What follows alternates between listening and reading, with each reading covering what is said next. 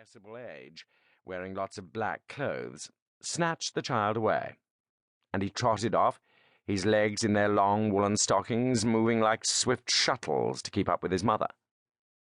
But he still craned his head round wonderingly at Freddy.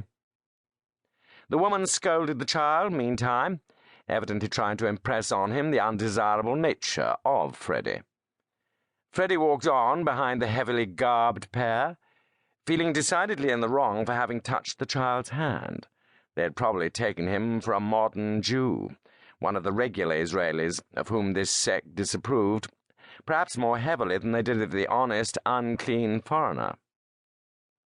Well, thought Freddy, to continue, would have preferred to make my grateful feelings heard, but every time articulate scarcely a word. It was not a triolet after all. Joanna, his hostess on the other side, had been extremely agreeable to him since his posting to Israel. He'd spent 3 weekends in her cool villa, and she loved to have these bread-and-butter verses. There would have to be an additional stanza, perhaps 2. Joanna was to visit him over here in Israel. She had not yet been to Israel.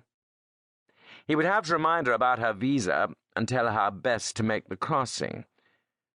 It was not a triolet, after all, but a form of rondeau.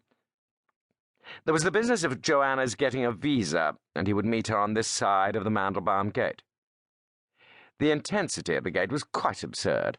One could understand the border incidents where soldiers would flare up an incident suddenly and unaccountably. But there, at the gate, the precautions and suspicions of the guards were quite absurd. No Israeli money allowed into Jordan, no Israeli postcards, the Jordanian police almost biologically unable to utter the word Israel. The Israeli police were inordinately dramatic. "Safe crossing," they would say, as one left the emigration hut.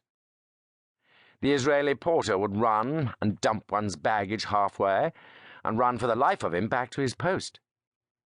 The Jordanian porter would wait till the path was clear. He would run the few seconds' space to pick up the bags, and run for the life of him back to his post. They dramatized everything. Why did people have to go to extremes? Why couldn't they be moderate? Freddy bumped into a man in European dress, rushing out of a shop, as they all did. The man said something in Arabic. Freddy had thought he was a Jew. You couldn't tell the difference sometimes. Some of them had extremely dark skins, almost jetters. Why couldn't people be moderate? It was not a triolet, after all, but a sort of rondeau. Freddy turned up an alley. Another child, a girl, bumped into him in the narrow, crowded street. This time he did not put out a guiding hand, and she slipped away with the subdued expression of the children of this quarter, quite unlike the vivacious young of the regular Israelis.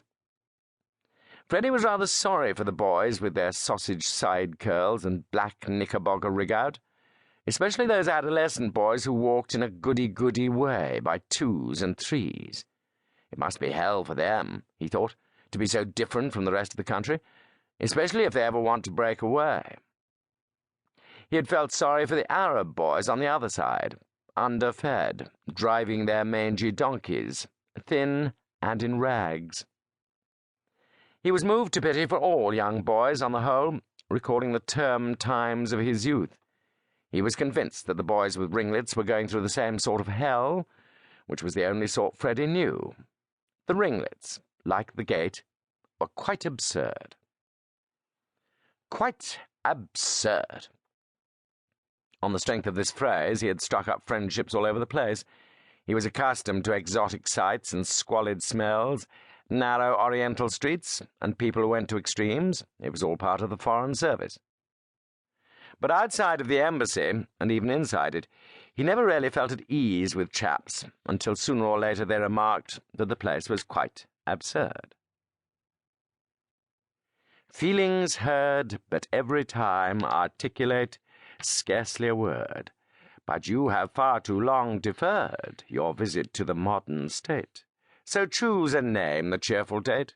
Joanna, I can hardly wait to meet you at the quite absurd Mandelbaum Gate. He was approaching the end of the Orthodox